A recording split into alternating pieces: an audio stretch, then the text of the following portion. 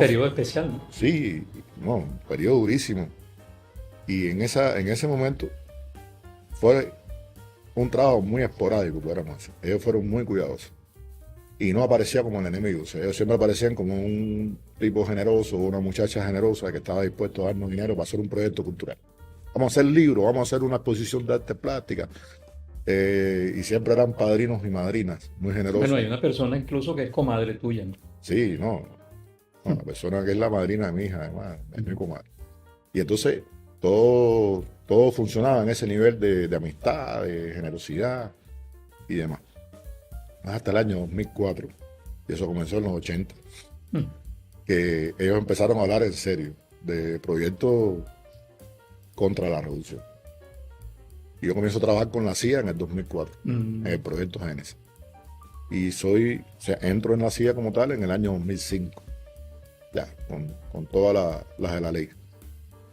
Y tengo la característica de ser entonces un agente de la CIA infiltrado en Cuba, o sea, que trabaja contra Cuba. No soy un agente cubano infiltrado, o sea, no como los 5 que estuvieron Claro. infiltrando en una organización contrarrevolucionaria, o para nosotros que estuvieron allá específicamente trabajando en la CIA.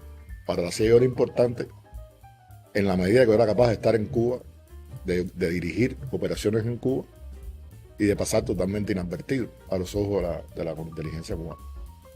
Era muy fácil porque como yo venía o sea, todo el que me conocía a mí, todo sabía, era un escritor crítico, como decían en aquel momento, incluso quien me decía hipercrítico. A mí la palabra no me gustaba ni un poquito, pero se me habían puesto una especie de hashtag, como dicen ahora, ¿no? Capote Sí. hipercrítico, ¿no? Y entonces ya muchas veces las editoriales y eso me decían, no, ese tipo hipercrítico. Entonces a ellos les funcionaba porque nadie les extrañaba en Cuba que yo tuviera vínculos con profesores académicos estadounidenses, porque era un tipo medio raro, que tenía muy buenas relaciones con Estados Unidos y que tenía muy buenas amistades en Latinoamérica. Y eso les permitía a ellos que yo actuara con cierto nivel de seguridad. O sea, iba a Cuba constantemente, trabajé en Cuba muchos años, dentro de eso, en las universidades sobre todo. Era profesor además de una universidad que además forma maestros, o sea que es todavía mucho más interesante para ellos. Y ahí comenzaron a nacer todos los proyectos estos de la CIA, desde el mismo 2004, Génesis, que es el clásico. Y Génesis incluía en ese proyecto las acciones contra Venezuela. O sea, Génesis era un proyecto, podemos decir, binacional, por esa lógica que tenían ellos, o que creían ellos que existía, de que si ellos acababan con una de las dos revoluciones, se produciría un efecto que haría caer a la otra. Claro. Si ellos lograban derrotar, además les sería más barato tenernos a 2 todos en por el 1. mismo lugar. Ahí estaban los contrarrevolucionarios venezolanos, los operadores de ellos y los nuestros, trabajando en la misma oficina en México.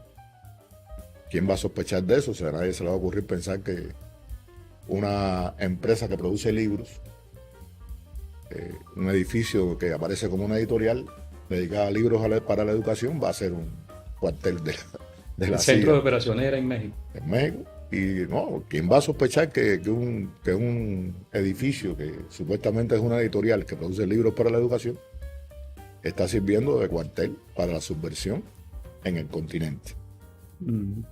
Ahora lo vemos con cultura democrática en Argentina. Se hará Milei, que se ha hecho la especie de monigote de toda esta historia. Tiene esta cultura democrática, una ONG, es el nombre, Cultura Democrática. Y es hoy una de las plataformas de agresión en el continente. Incluso lo han dicho con toda libertad. Ahí tenemos una plataforma continental basada en la experiencia de la guerra contra Cuba.